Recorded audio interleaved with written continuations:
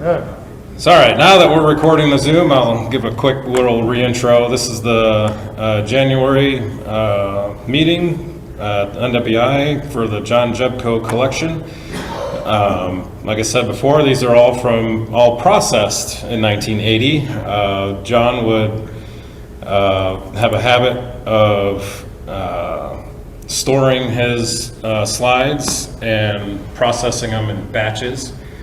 So even as I was trying to put these in chronological order for the few items that I'd had dates for, there was, for example, I knew it was taken in May, but he didn't process it until November of that year, while other things that were taken around the same time frame in May were processed in June and August. So I think he just had a big bucket in his fridge that he kept these in, and when he had 20 mailers, he'd send off 20 rolls of film. So he never took track of any notes of what he saw or when he saw it, and he never noted, I shot this roll of film 1, 2, 3, 4, 5. It was just placed in a container, and when he had enough mailers, off they went. So he kind of did them at will, and left it up to us to try to figure out any kind of order. So, excuse me, but. Were these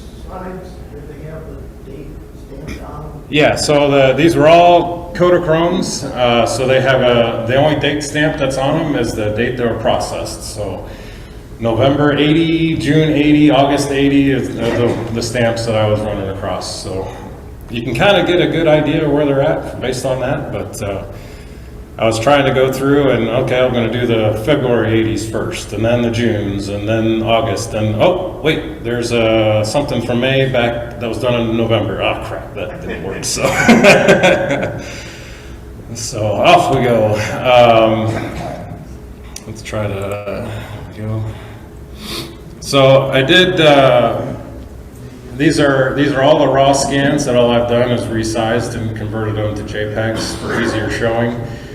I have not cropped out the edges, and I have not photoshopped any of them. So these are straight scans to save myself time, and eventually, as I put some of these online, I'll go through and I'll do all the color correction and all that fun stuff. But this is kind of a quasi-digital, straight-up slideshow, so we're going to see them kind of like a carousel. But anyway, the first couple here are actually from 1978, processed in 78. This is Milwaukee Road, I guess a yard job, maybe moving around the wreck crane there at Savannah.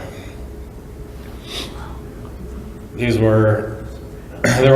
found a couple boxes from 1978 that were hiding in the big box in 1980, so it's like, I don't know how those got moved there, but I went ahead and these were ones that I had never seen before, so I went ahead and scanned them, and like, wow, that's pretty cool. So, and same day, in the same box, there's a westbound on the BN at Savannah with CNO in Western Maryland power. They just got going, and thankfully the eastbound cleared up right as the westbound got there. So that's what the BN was leasing.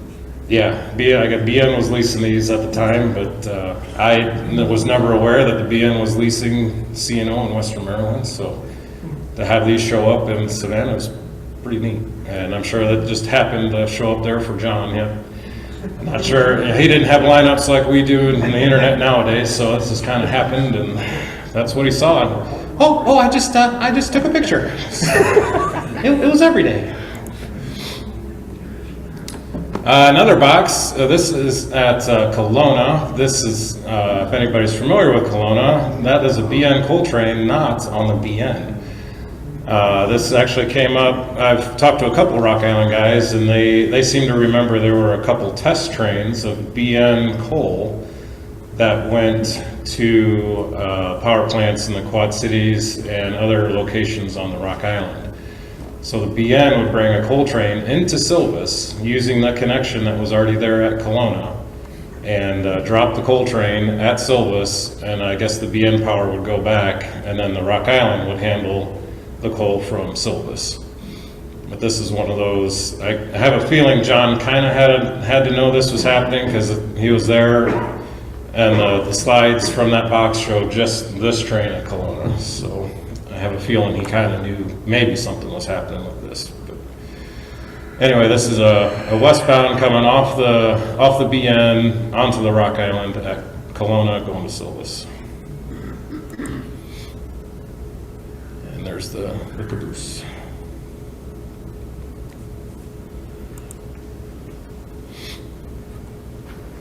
And then just a couple other random shots around the Quad Cities. This is downtown Moline, I-74 in the background. It's the local BN job sitting on the main in Moline. Crew must have walked over to the depot that was still there in Moline. At the present day team track, 23rd Street, Moline. Okay, that's fine and dandy, but holy cow, look at that DW&P boxcar. Yeah, lots of good stuff to see here. Then about the same day, eastbound Rock Island train pulling into Silvis Yard, the west end of the yard at Warner's Crossing, present day Highway 84 crossing, with the run through UP power.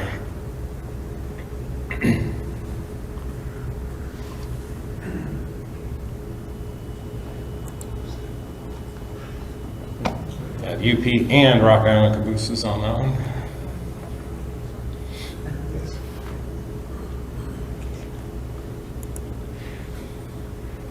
And a few rosters there in Silvis. This was the winter, at least these were processed, I believe, in February or March of '78. So I think that was part of one of the big snowstorms that we always hear about.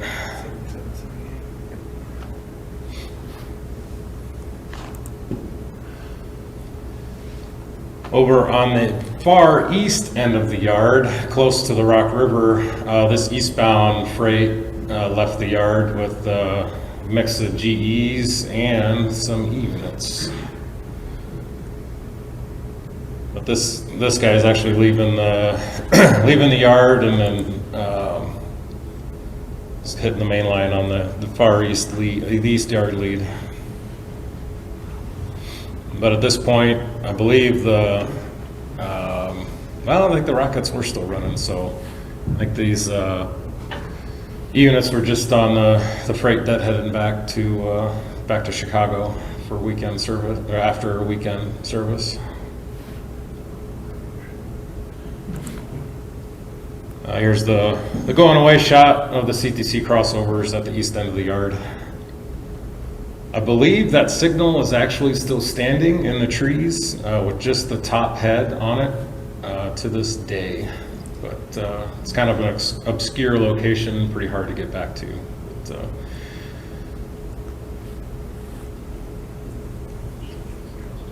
But,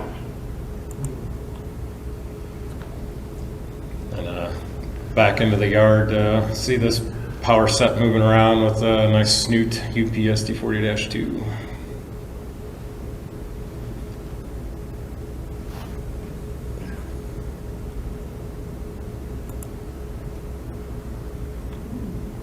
I'll move up. I know this is in 1980. I think this was processed February 1980.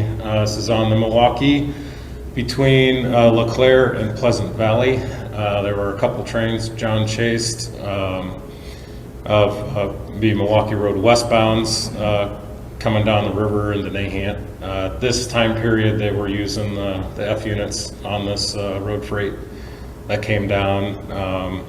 From others that I've heard from, that this was pretty much a daily train every afternoon. You could pretty well run into this guy coming down the river to Nahant, usually with F units.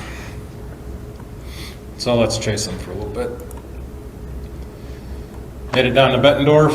Bettendorf, they stopped and did a little bit of work. Notice on the right there is a dry line job working off the siding in the yard there at Bettendorf.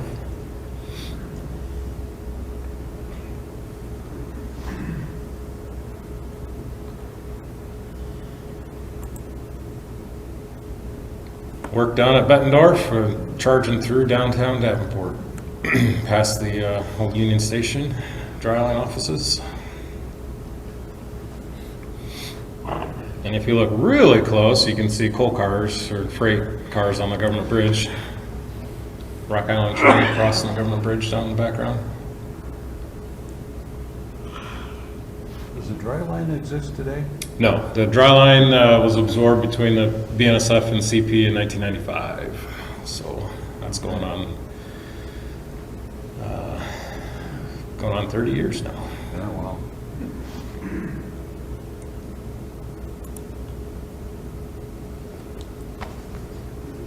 And arriving at West Davenport Yard, the yard office on the right, West Ave Tower on the left. So straight to the left is the Rock Island main line going up toward Taylor Street and then Missouri Division Junction. And back and to the right where the train's coming from, goes through downtown, is the Milwaukee going upriver.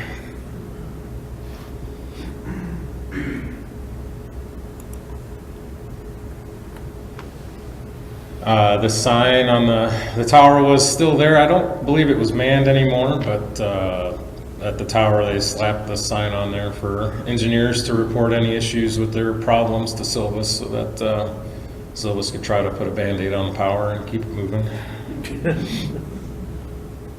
They had a similar sign on the depot at Durant and also Sheffield for trains coming from all three directions.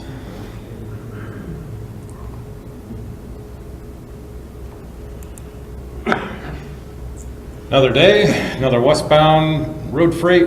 This is on the curve going around Alcoa in Riverdale, Bettendorf.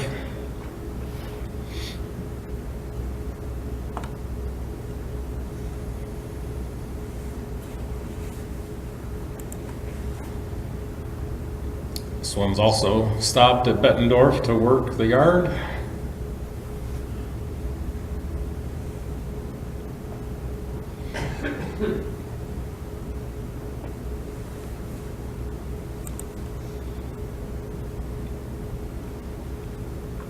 Quite the smattering of cars.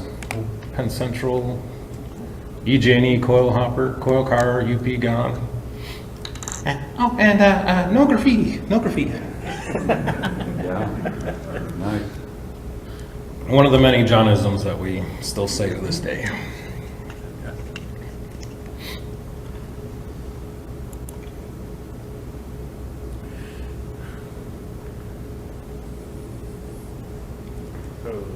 Hopefully we can get to the next picture.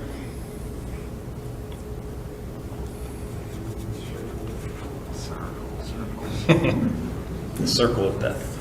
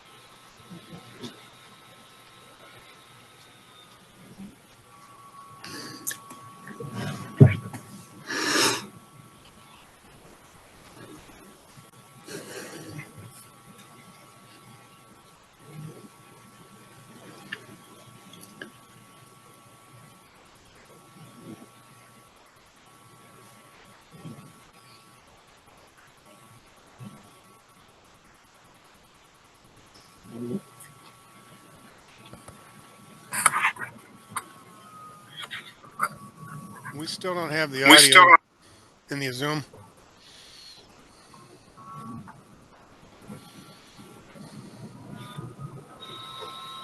Eric, I think you might be muted. Sure are. There we go. You hear us now? Okay. And all participants, please mute yourself, please. Thank you. And as we were saying, whoops, not that one. There we go. Take 3.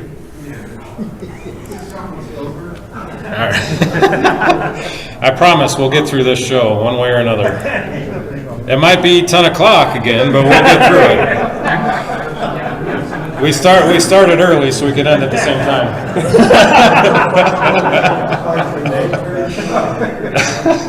Eric, can you go back like 2 shots? 2 shots. Back it up. Here we go. This one? Yes. Yeah. So this, I don't have any history or data on this, but this was, as John would say, I saw it, so I took a picture. So it's some sort of Rock Island coach that was at Silvis that they loaded up on a flat car. Don't know where it was going or where it's at now or whatever, but Got to get it back for the community. there it is. So.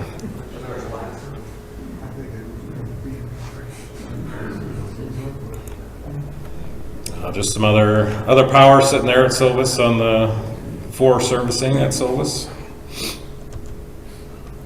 Then here is I think it was on the same day, it was in the same roll of slides, this Milwaukee Road. This is an eastbound in East Moline with the dry line power and caboose sitting off 10th Street in East Moline. Just off the frame to the right is where the Milwaukee Road / Dryline Freight House Depot was for East Moline. This manifest is going to be going up the Nitron line all the way to Savannah. So here we go. Let's follow them up. John followed it all the way to Savannah. So here's just a couple of pictures for it. Of course, midday in the winter going northbound as the sun is not the best, but here's a couple of the better ones. This is, I believe this is right in Hampton, right along Highway 84 in Hampton. It's either Hampton or Rapid City, either one. It's right along the south end there. We get up to Cordova, Cefco specifically, where the 3M facility and some of their chemical facilities are. They stop to do a little bit of work at the industries there at Cefco. Nice Milwaukee Road home-built boxcar with the rebuilt Jeep 20. After they've done their work at Cefco, they're headed north. Can't really do this shot today because that field between the highway and the tracks is all covered in trees. But the main line exists to right about where they're at. There's a crossing just to the right of where John is standing, and that's where the end of the line is today. But, here we go. He made it up to the northwestern crossing at East Clinton. That's Highway 84 and crossing there as well. So before we can see a Milwaukee train, we have to catch this westbound northwestern. And of all cabooses that had him, Katie caboose. And now it's time for the Milwaukee. We're going past the semaphores that used to guard the diamond on the Milwaukee side.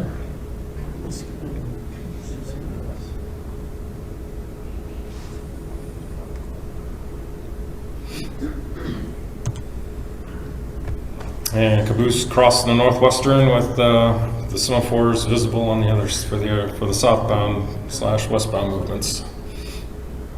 A little hard to tell from this angle, but that gondola is an Alaska Railroad gondola. He did have a roster of it in East Moline, but I saved that for another time. But kind of surprising to see some Alaska equipment.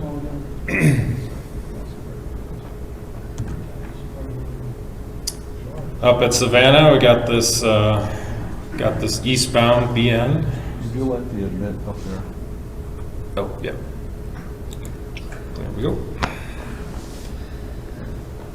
So eastbound at Savannah, the right side there is the start of the Milwaukee Shops area, so he's not too far from the diamonds there. And here's that same Milwaukee train shoving around the connector into the yard at Savannah. And then in this era, the Milwaukee was borrowing those Northwestern SD45s to run their Iowa Division trains across the Northwestern from Clinton to Tama.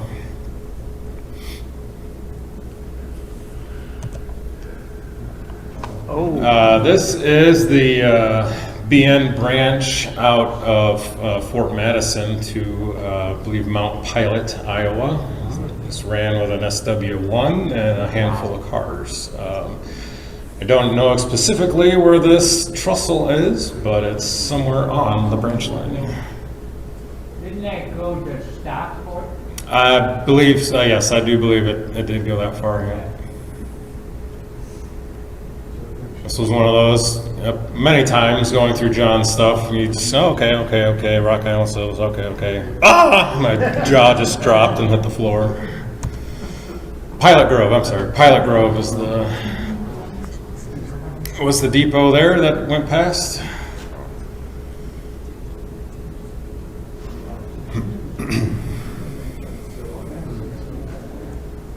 Thanks for getting that, John. Yeah.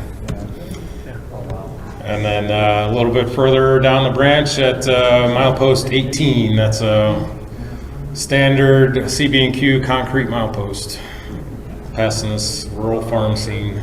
So if anybody has a timetable with mileposts, let me know, and we'll figure out what crossing he's at.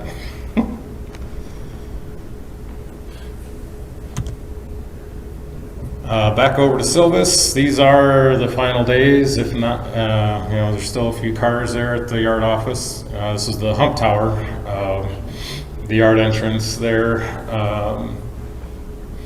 Today, this is no longer a crossing, and all that area where the hump tower was is all field now. But this is what used to be. And just west of the hump, they used to have a smaller engine facility for fueling and sanding.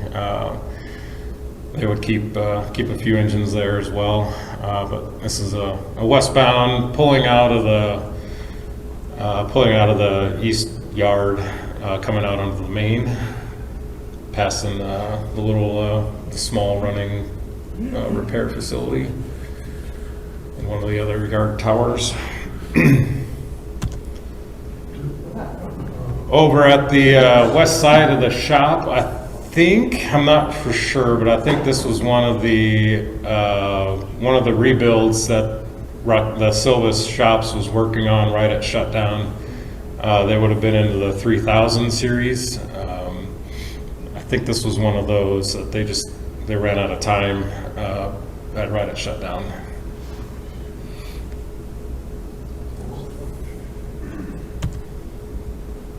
Back at the far west end, the old entrance to the yard, this is their welcome sign for the Illinois Division headquarters.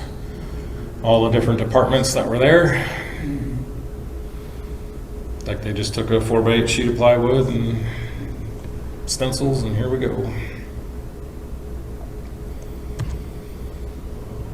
They were already starting to accumulate equipment, so I think this is today. That track is still in place as the NRE/RRHMA lead, coming from the west end of the shop. So they're already lining up burrow cranes and other maintenance away equipment for the impending shutdown.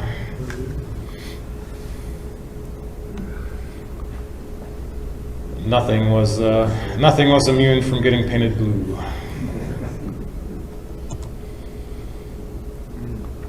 So line up engines at Silvis. I have a feeling that some arrangements were made for this, but I cannot confirm that. But just seemed a little convenient to have them all lined up like this. But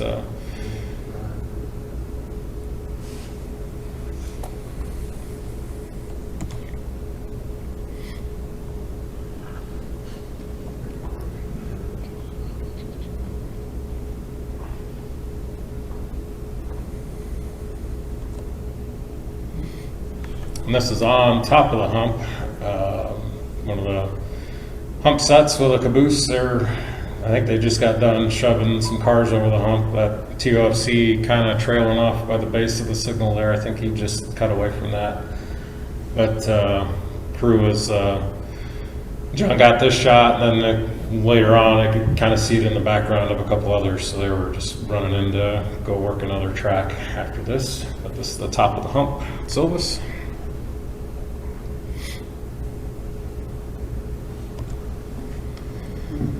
So these were also done in March of 1980. It was processed anyway. So this is a westbound TP&W at La Harpe. That's the grain elevator there. That's at La Harpe. And I think they stopped here. They made a couple moves. Of course, this was the Santa Fe era. So quite a bit of Santa Fe and even Conrail powers kind of mixing in here with the TP&W. Westbound at La Harpe. Next move is same train coming around the depot, going towards Keokuk. I'm not sure if it actually went to Keokuk or if they just pulled down toward Keokuk, because after this guy cleared, eastbound came down from Lomax. So we had to meet here at La Harpe with an east and westbound TP&Ws.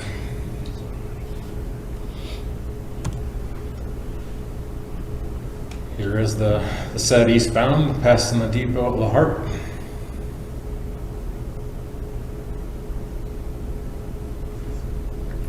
Sure, a certain signal maintainer that works for the KJ now is probably falling off his chair as he's watching this on Zoom. Jeremy, do we need to check on you over there?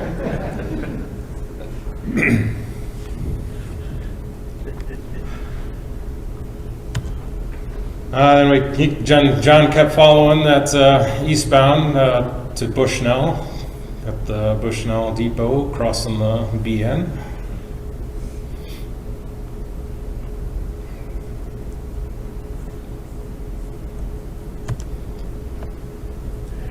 Then this was processed in, I think it was actually processed in June, but it's right at shutdown, right after shutdown actually. Milwaukee is already assuming some switching responsibilities at Rock Island's West Davenport yard.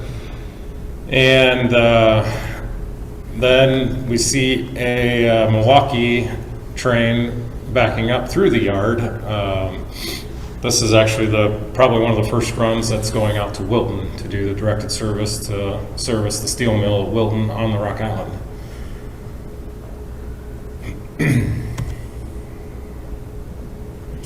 I think this was actually, I believe it was a Dryline was the directed service provider. They were at this point using borrowed Milwaukee Road equipment to make these moves out to Wilton.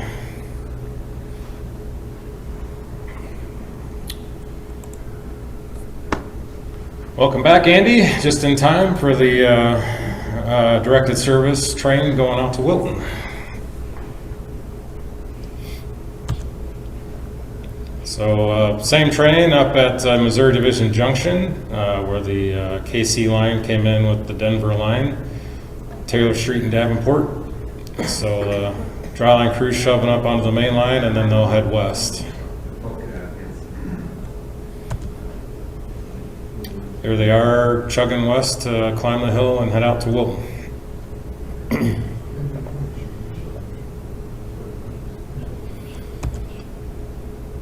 Same train at Durant, passing the depot at Durant. They stopped here. You can see the crew getting off. They were going to do a little bit of work here at Durant.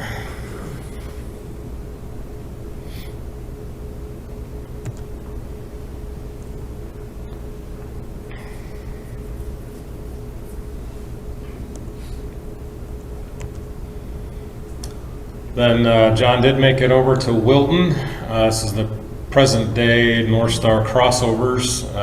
Off to the right there, you can see the plastic pipe from JM manufacturer that makes it. This was a trustee train that was just kind of dead on the main line there at Wilton. And the Milwaukee, or the Dryline directed service train using the crossovers to get over the other track and to serve the steel mill.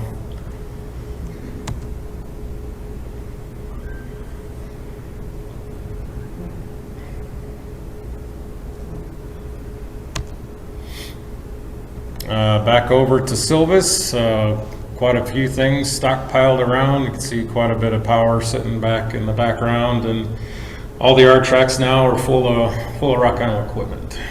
As trustees gathering all the equipment together for disposition. This is from the footbridge at the base of 9th Street in Silvis. Wow. This is a view looking east, the Highway 5 bridge in the background.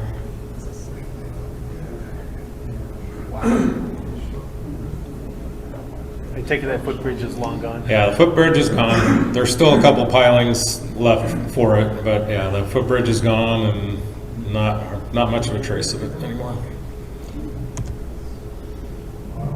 Of course, all the power from everywhere is assembling at Silvis, and they still had as delivered painted switchers sitting there. This is one of the, John shot quite a few rosters of just about everything sitting there, but this is one of the more interesting ones. And he even, you know, the way John would get, he would shoot about 10 of the same roster and move over a foot and take 10 more. And this was one of those engines and one of those spots that he did that with. And he was supposedly going to be trading fodder, but he never traded. He always accepted trades, but he never gave trades.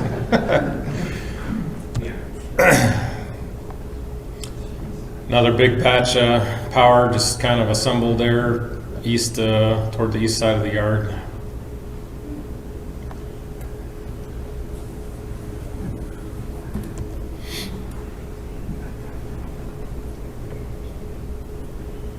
A few more engines, just kind of had stuff parked everywhere. And crews would randomly come in, trustee would randomly come in and start switching stuff around as things were sold and whatnot. Eventually, they got all 10 SD40-2s together. So here are all 10 SD40-2s on the east end of the yard, all lined up. Eventually, the trustee train would take all these to Chicago. They all went to the ICG. Yep, they all went to the Illinois Central, and then eventually the EMD lease fleet, and I think a couple of them are still living on the Wisconsin Southern. But this is the main line at the east end of the yard, and it's all rusted over. I guess the one track, they've had a couple movements on it, but definitely a sad look there in April of 1980 after shutdown.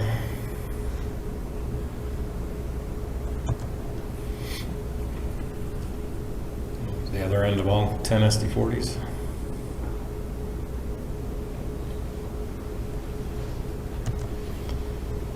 A couple of blue plows, nose to nose. More equipment that you wouldn't necessarily think should get blue, but got blue, but got paint whether it needed or not.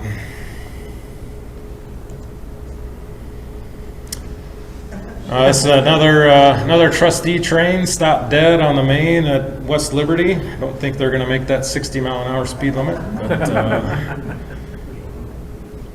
stopped dead just on the main. I've talked to a couple engineers before, and the trustees, they didn't care. They just run their stuff. Heck with the directed service providers. You know, we got our own stuff to run. So they found this one dead on the main there at West Liberty. Another shot, same train sitting there at West Liberty.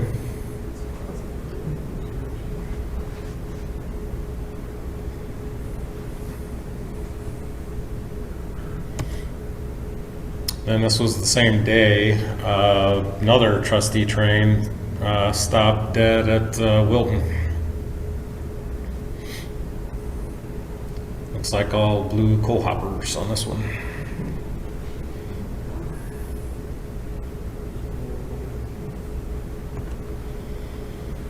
Back down to Davenport for another dry line directed service train out to Wilton. This is shoving over Howell Street at Purina.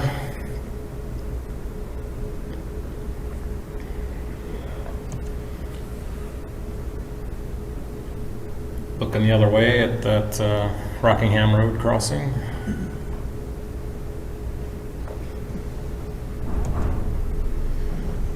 Then I got quite a bit of nickel plate 765 on the TP&W in and around East Peoria. A little bit of internet searching. This was right after 765's rebuild, so these were the first trips that 765 did. When they got it to East Peoria, they did some work to it there, and then they actually ran it in a helper service on an eastbound out of East Peoria, and then another trip they actually ran the freight to Effner and back before they did the excursion to Keokuk, and then another excursion the following day back to Effner. So here's a look at some of 765's time on the TP&W. This is at East Peoria, getting ready to be the helper engine on the eastbound freight.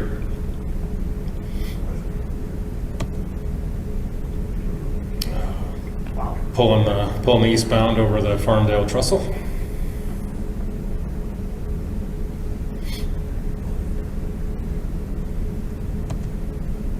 And then just a little bit further east around Washington, this is another shot of it. It was right around in this area that they pulled 765 off, and John decided to keep chasing the eastbound.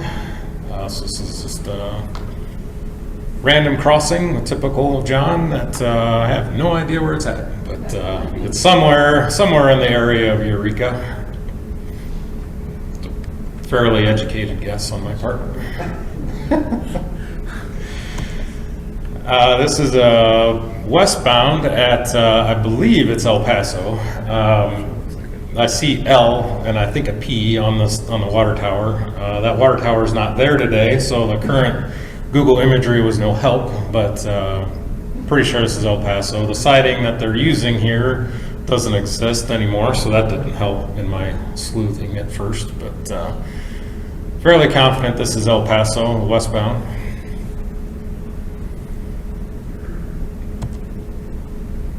And they did meet here at El Paso, so this is that same eastbound getting underway at El Paso.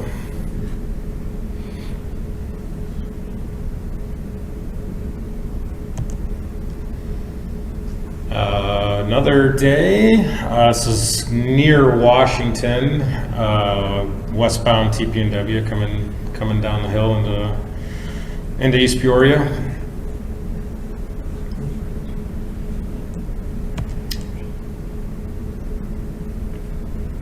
Nice Santa Fe caboose and trailer on the back of this train.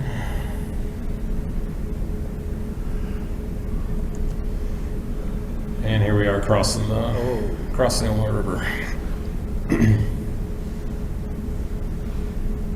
You can actually see to the other side of the river. Yeah. Yeah, this is Oh, this was TP&W's original bridge across the river. No, it's not. Is it not? That was 72. It was right. Oh, okay. It's the trackage on the other side doesn't look quite right, but for the current day. But yeah, the current bridge now, the PP&U bridge is now a lift bridge, so that was also changed at some point. But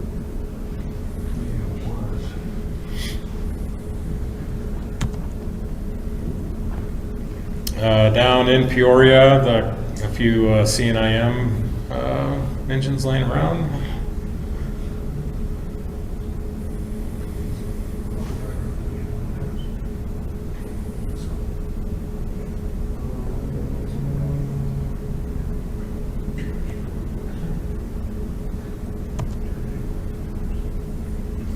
Out at Powerton, we've got a couple CNIM switchers sitting there.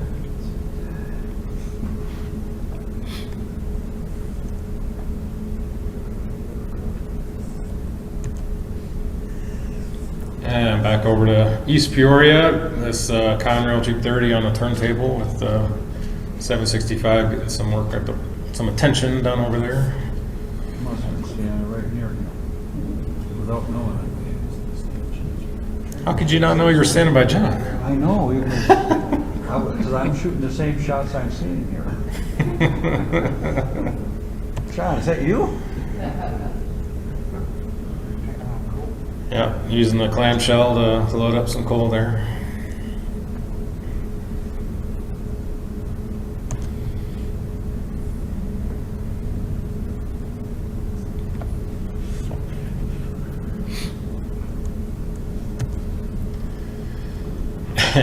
I just had to chuckle when I saw this guy, so no idea who he is, but that's Larry. quite the hairdo and quite the setup. So.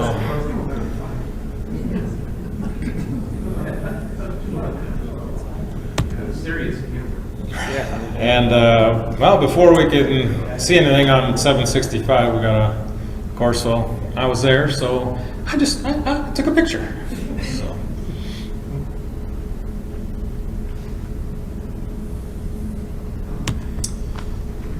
So here's 765. This is the way freight that it ran to Effner.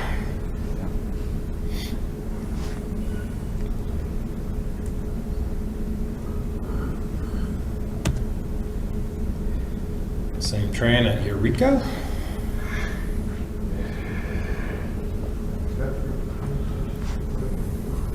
Looks like that. And honestly, don't know if it was the same day or not, but this is I assume it's the same day, but the weather cleared up the further we went, and this is the Y at Effner. Looking at the current imagery, the tail on the Y was not very big at all, so they had to make several moves to turn anything over here. I could only fit an engine and 3 or 4 cars, but or 5, 6 in this case, but the Y looks like it's still in place to this day, but still it's hidden in the weeds and trees right now. But they ended up Ying it, and part of me wonders if they just built this Y just because, and for this purposely built for the for 765, because it's got some fresh ballast and They rebuilt it. it was a rebuilt. Yeah. And on the way over to Effner, they ran out of coal and had to start burning scrap ties that they picked up along the Oh wow! line. So they ran out of coal and had to burn scrap ties. Wow. Where that coal was up, must have been the next day to go back. Yeah, so that makes sense. Next day before they made it back after they, I was reading a little bit about that, but wasn't quite sure timing. And of course, with no notes from John, I'm just trying to piece it all together.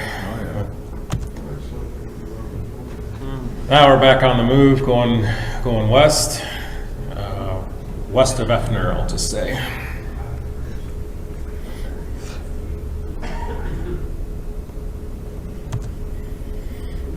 I got to Gilman, this southbound ICG, taking the connector, gonna head west.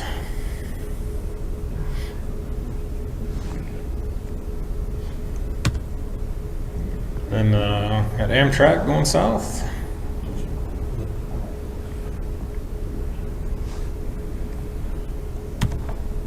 And finally 765. Wow. Crossing the IC at Gilman. Good job, John. I said the same thing as he took a series of 8 pictures coming like, where is it? There it is. All right. So money shot. I think he even got the rods down. I can't quite tell, but We'll say they are. yeah, they look down. So this is the, I only found 1 box on the excursion to Keokuk. I don't know if they're got processed in '81 and I just haven't found them yet, but I looked at every box that was gathered in the big paper box for 1980, and I believe this was the only one I found on the excursion to Keokuk. Kind of surprising. I assumed John would have had the whole thing from East Peoria all the way over, but Time out on that. yeah.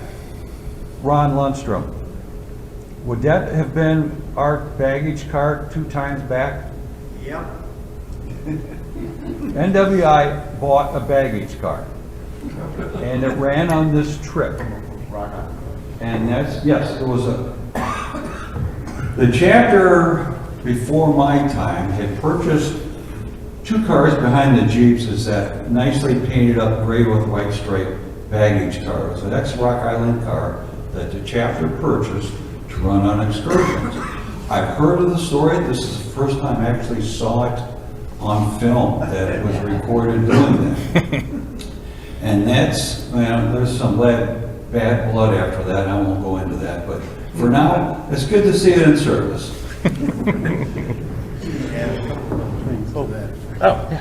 Okay, this is Ron. There's an interesting side story. Lloyd Reinhardt and I spent a day putting Romex and outlets into our baggage car so that people with tape recorders could, record the sounds and everything else. And allegedly, we called them Golden Fleece, but the operators of the train were going to have a generator set up so that there'd be power to it.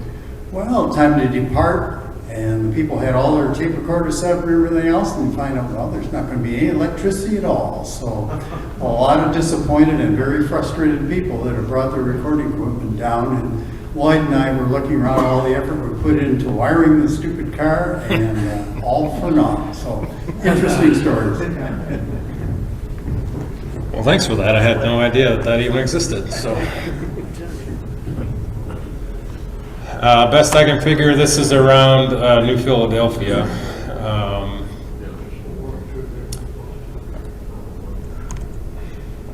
These are some of the fine equipment that were on this train. Dad can attest. Dad was on this train. He can attest to the lovely accommodations. Do you remember which car you were on, Dad? No, one of those crappy fancy ones. Last year at the John show. Oh, the windows were shot. Yeah, you can't even see through those windows. No, you couldn't see through the windows. And the ones that worked, at least they rose them up. But the others, they probably didn't even work. They probably tried to raise them. Not at all. But, yeah. Wow. Oh, yeah. This is south of Bushnell, where the TP&W comes alongside the BN. Oh, yeah. That's right under, I believe it's the Highway 41 overpass.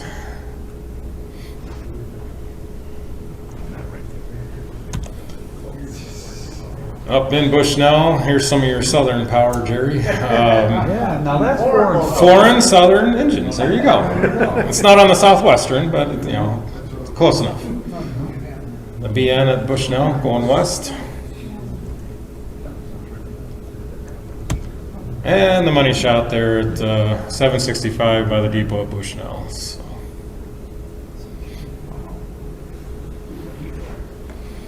And then interestingly enough, I think John got one more run by this train west of Bushnell, and then all of a sudden, like the last 2 frames were of the Santa Fe steam engine in Fort Madison. So it's like, he just stopped chasing, or what? I don't know. So I have no idea what went on there, but I think this is about as far west as John chased it. But By the way, I think this is Photoshop because nobody's holding up their phones to take a picture. Yeah. She's holding up the microphone. Yeah, I think so. this is the next day. They somehow managed to make it back to East Peoria, 2 a.m., something like that. But finally got back to East Peoria, and they still managed to pull off the excursion to Effner on Sunday. Not sure exactly where this is, but I'll just say east of East Peoria and west of Effner. This is El Paso, going through, quote, downtown El Paso by the tower, or the depot. Yeah, crossing ICG there. Is this just east of I-39 where it is now? Yes. Okay. This would be more like downtown. Downtown? Okay.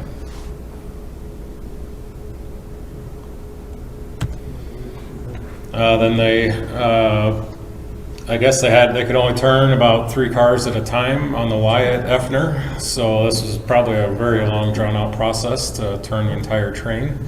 Okay. These are the last 3 cars at Effner getting turned. They used the Jeeps to do most of the turning. I think the Jeeps would handle one half and then the steam engine would handle the other half of the way. So in this view, we're looking at the tail of the Y. The Jeeps are still shoving the passenger cars, and that's 765's tender on the other leg of the Y, ready to receive the cars and pull them around.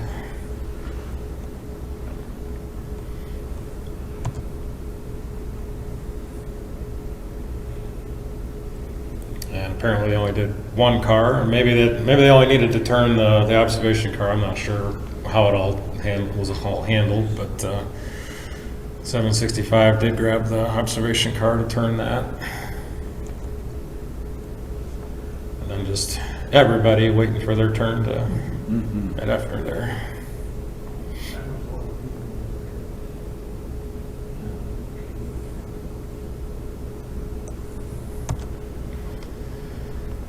And they got underway again, west of Effner. Clouds rolled in.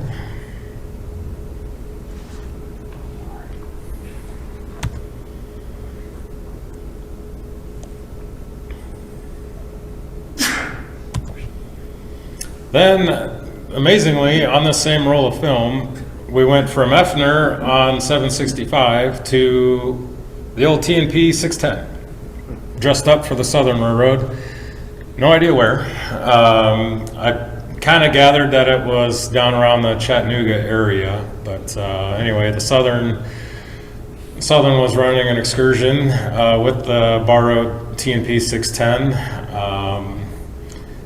I decided to throw a few of these in there just to kind of show off the things that John was doing, and just we went from Effner and 765 to here we go. Here's 610.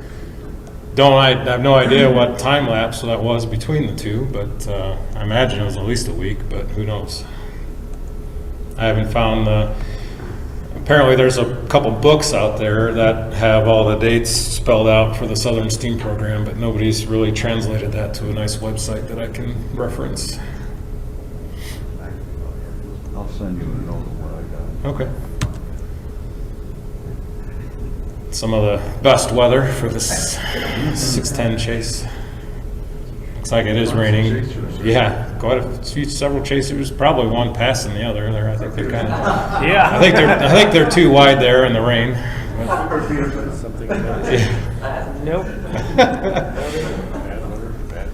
I'm trying to see see if I can read that. The Chattanooga Choo Choo is there on the observation card.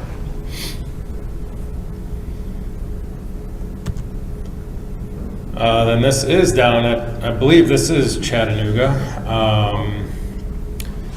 Forget what oops. I forget, I don't know that if this was in fact Big Ben or not. I haven't dug into Big Ben. It looks like Big Ben, but I'm not sure if it truly is or not. I haven't looked into the history of the specific car, but it says Lenoma on the door, so I don't know if I know there were at least a couple of these cars built by the CNO or modified by the CNO, so it could be a sister car to the Big Ben. Lenoma was Ron. Didn't the chapter charter this car? Yeah, the chapter did charter this down to St. Louis, so we went down and back there on the chapter trip there for a weekend. There you go. Ridden that car. Another connection. Cool. Was that a Wabash car? No, I think these were originally from the CNO. The CNO put the vestibule on the back of the observation car to turn it to a mid-train car. Nice addition. And the Big Ben was built the same way, and that's the one that actually Big Ben had a history on the Rio Grande, and then before Butterworth got it. So This car specifically, I don't know the post CNO history of it. A few rosters of the Southern Power, which I think this is Chattanooga, but I'm not sure specifically. I don't care, John, I like that shot. That's what I thought. Is, location doesn't really matter. It's still a pretty neat subject. So, Glass light. or even washing them in the rain. Hey, I just now noticed there's a Rock Island boxcar in the left there. So there's our home connection there.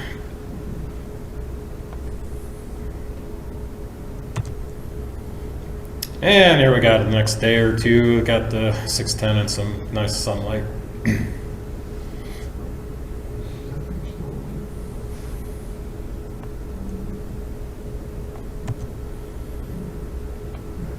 Bring it back in toward home. This is Bloomington. That's changed. That has changed. ICG transfer / local.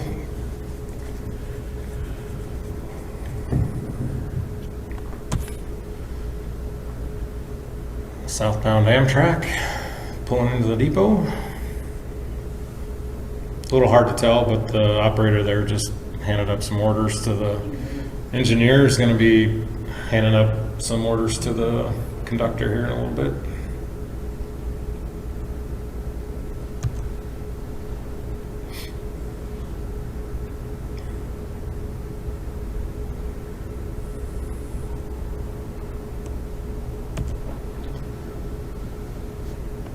Then John went on a little side quest to see some Illinois terminal. I believe this is in Decatur. So a few shots of the IT in Decatur. That ICG shot's Decatur too. You think the ICG was Decatur too? Yeah, I Okay. don't think it was Bloomington. With the SW in there? No, the last ICG shot. The shop. The previous shot. Yeah, this one here. That's not Bloomington. Well, there'd be big buildings behind it, Yeah, unless they were raised by this. no, I think it's Clinton, Illinois. No, that's not Clinton. Been there. Decatur's kind of small. I think this is Decatur. The north. Well, all right. Thanks for the info. I had that down as Wilmington. Okay, another view at Decatur. Yep. I shot that shot, not the power. Well, you were with him everywhere. We're standing right next to each other. Do I need to hand you the mic, Jerry? Here you go. Maybe these are yours. I wonder why I never got any back.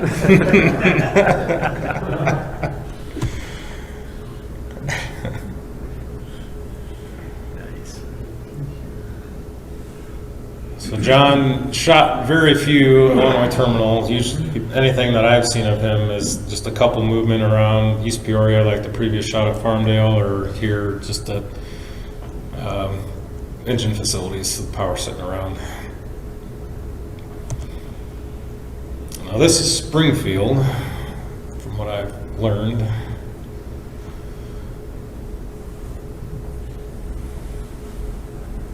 If you got a W, was gonna buy the IT out around this time, so that's probably why John was Yeah. making the rounds. Yep. And I believe this is Springfield as well, but I'm not 100% sure. Doesn't quite look like looks like the same type of sand tower as Decatur, but the tracks look a little bit different.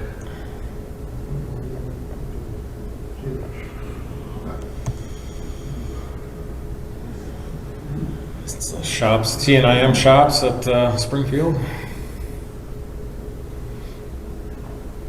Come on, John, you couldn't get the 21 in there? Then just another, in this box is a random visit to Silvis Yard. This is the bridge at Carbon Cliff on the east end of the hump yard. So this is looking east toward the Rock River in Kelowna. All the equipment stretched out there.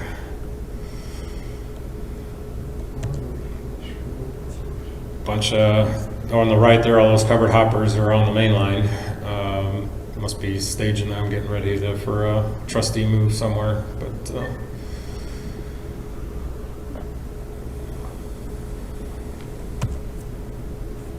a couple views on the west end, looking west toward the shops and Silvis proper.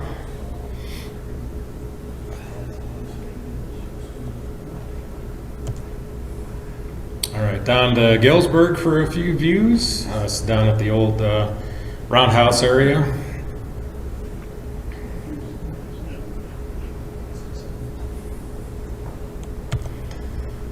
And this was more of a hasty photo, I think, because he had a nice clean roster of the 6151, and all of a sudden the guy buzzed by in this little buggy, and he snapped another quick picture, and thought that was pretty interesting.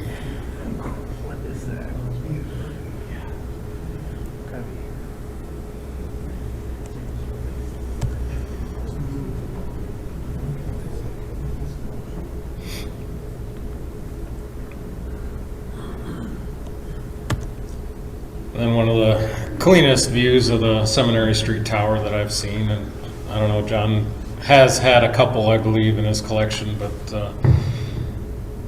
this was a nice clean one I found. I think these are going into June of 1980 processing.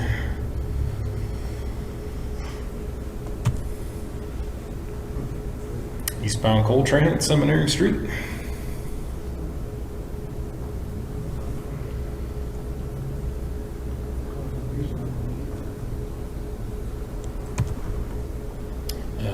Another coal train right on the back side of Seminary Street on the Quincy Main.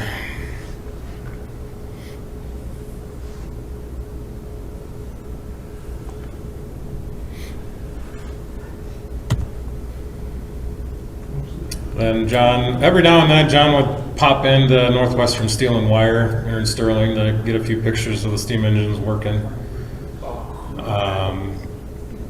So this day he happened to catch the 74 moving around.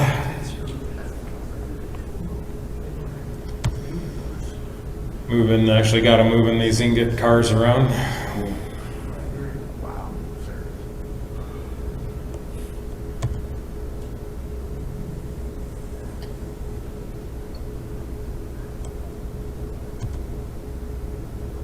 Quite the operation.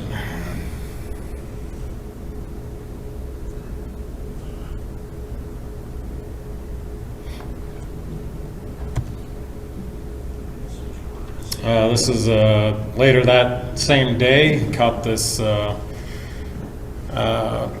train at Northwestern train at Nelson.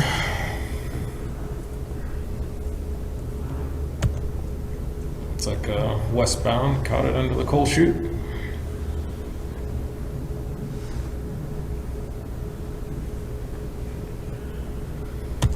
And I was really hoping for an eastbound here, but at least he did take a roster with the tower.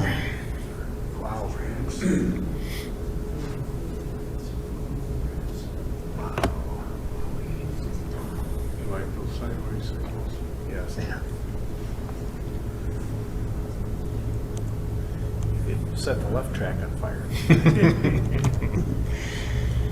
Down in Peoria, Detweiler Park, we got the 886 with the strange orange engine in the background. This was August of 1980. The EJ&E was wrapping up their tenure as the directed service provider to Peoria. So John had found out about EJ&E's last run, so he ran down to Peoria to chase it. So here's a few views of the last EJ&E train on the Peoria line, passing the depot at Chillicothe. So they basically rounded up all their engines and cars and cabooses that were left in Peoria and took their toys and ran home.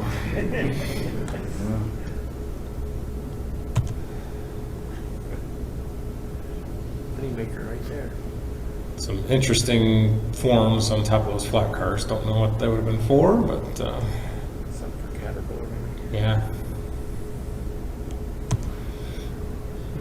3 cabooses.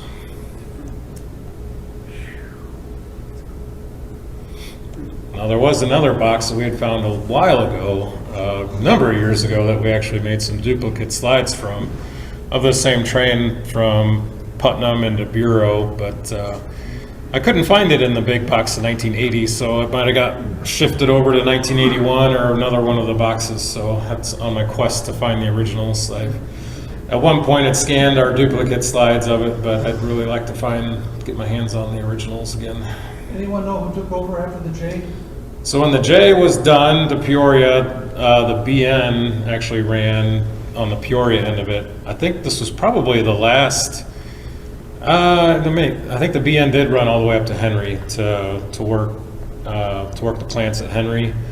They lasted for a little while before the B&O Chessie took over, and then at that point, of course, the Chessie came in from Bureau and Utica, and the section between Henry and Peoria didn't see any action at all for several years.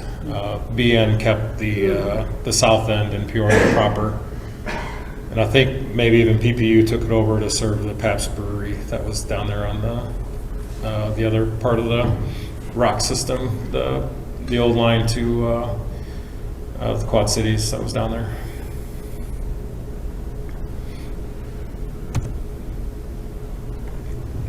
Best I could tell, 765 came back or either stayed in hibernation, but came back and actually ran some trips out of Kankakee on the KBNS. So John was in Kankakee for some of these trips.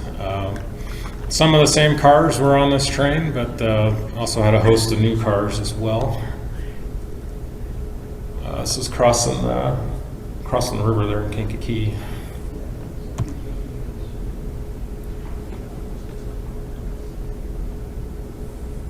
And that is the Big Ben that was on the tail end of the train here. Oh, yeah, you're right. So this is on the KBNS.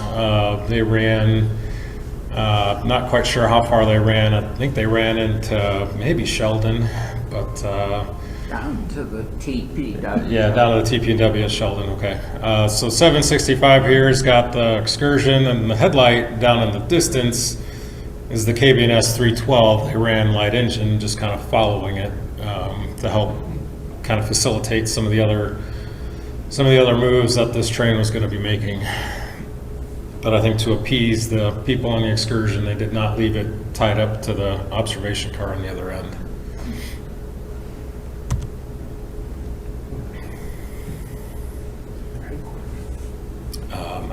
I just had this location in mind. I can't.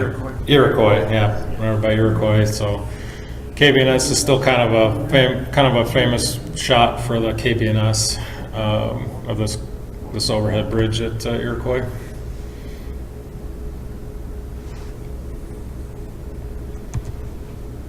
And then at some point they ran around the excursion to where now 765 is on the other end, and they're shoving. So here we are, 765 facing backwards, shoving the excursion consist.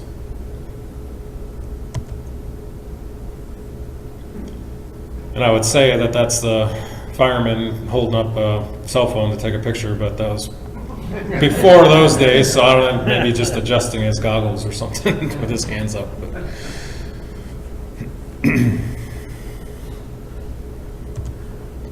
So then I believe this would be Sheldon, where the 765 cut off to get back on the correct side of the excursion, and the KBNS 312 was going to come down and couple onto the other end.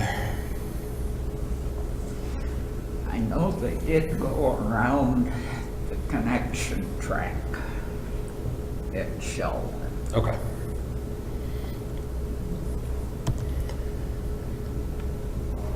In Kankakee for this, I believe, northbound.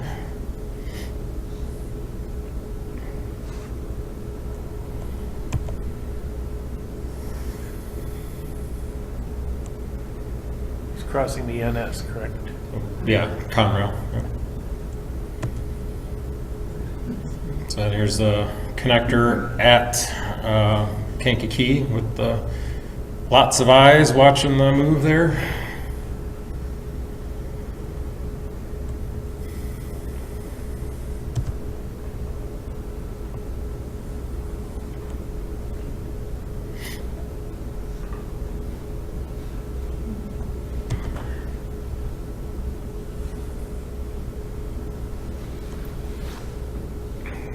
So you might be wondering, well, where's 765? And I thought that too, and we'll see in a second. But here's another IC northbound. Looks like a coal train. It looks like a harbor boat, right? No, it's steel. Oh, okay.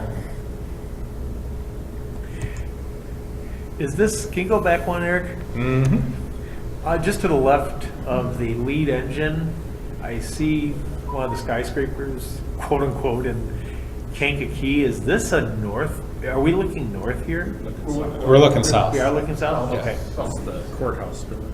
Okay. Former GM&O Jeep 30.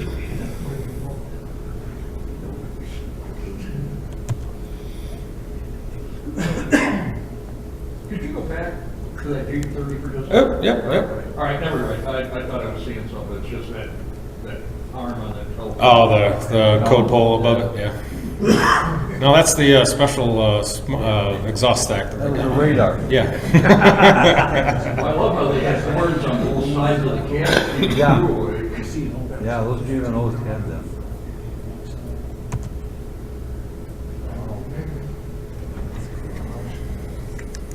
Storm wall.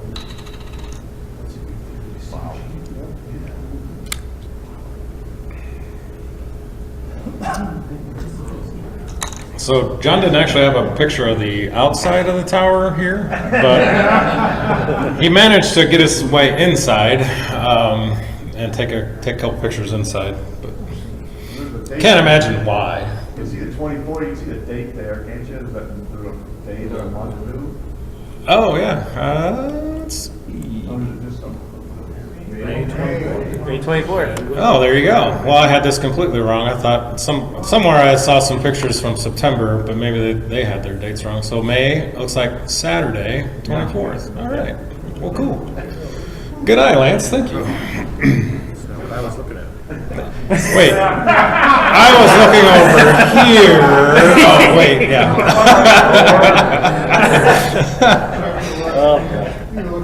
Now, I can only imagine the comments John would make if he was here. I was looking at the CTC board.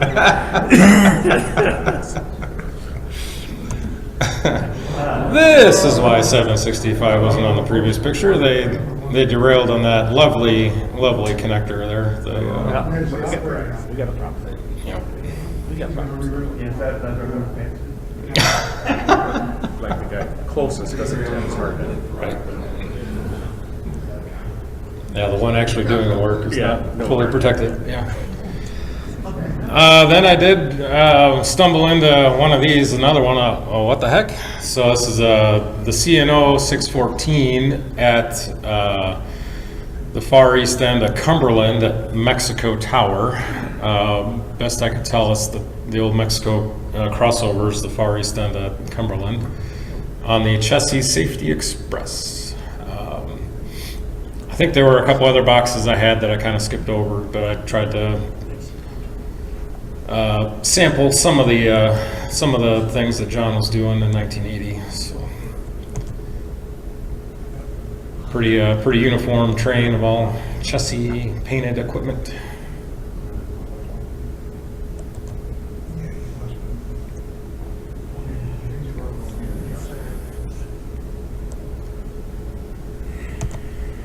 Then it had stopped and cut off and must have been either on display or they're doing something with it in downtown Cumberland.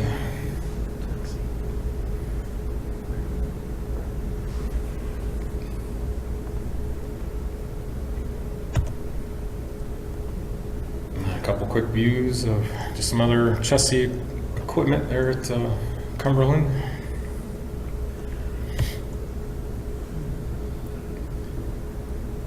And some Western Maryland. I assume this was on the chassis slash B&O, but this could be over on the Western Maryland side too. I'm not sure. I'm not as up on the. B&O's doing presents. Yeah. Western Maryland.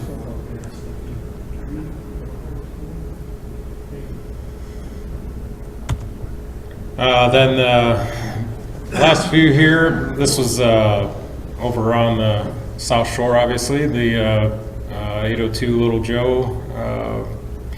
Well, the CSS didn't call them the Little Joes, but anyway, the working there on the East Chicago, Gary area. It's got 2 new G38s back there. Yep, so the 2000 and the 2001 are buried in the consist. They were delivered in January 1981, and these images were stamped January 1981. So we actually have fresh pictures that were processed within weeks of actually getting taken. So.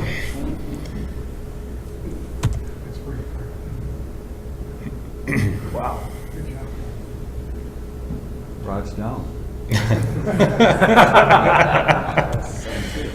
So here they are. They're buried in the train, but so they're taking delivery of the new Jeeps.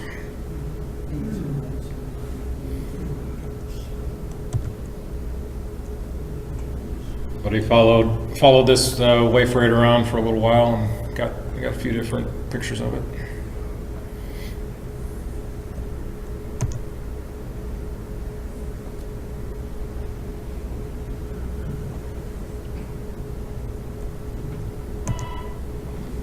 And then on that same box was the GM50. Not sure exactly what yard he's at, but it's one of the Eastern Chicago yards. And this is the final picture of the show.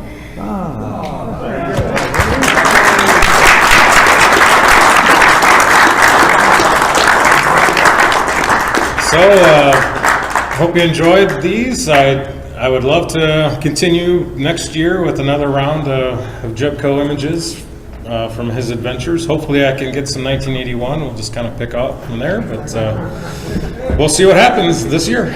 Thank you. Thanks, Eric. Good boy, Eric. Thanks, Eric. Yeah, I think, Eric, go ahead and book it for next year. All right. Thank you for coming tonight. Thanks for coming today. And Thanks for all the work. Yeah, appreciate it. Safe trip home, and we'll see you next month. Yeah, I was just saying, Eric, all the work you did to make that happen. Where's our snow? Yeah, you're welcome. I really enjoyed it. Where's our snowboard? Thank you. Thanks, Eric. Yep.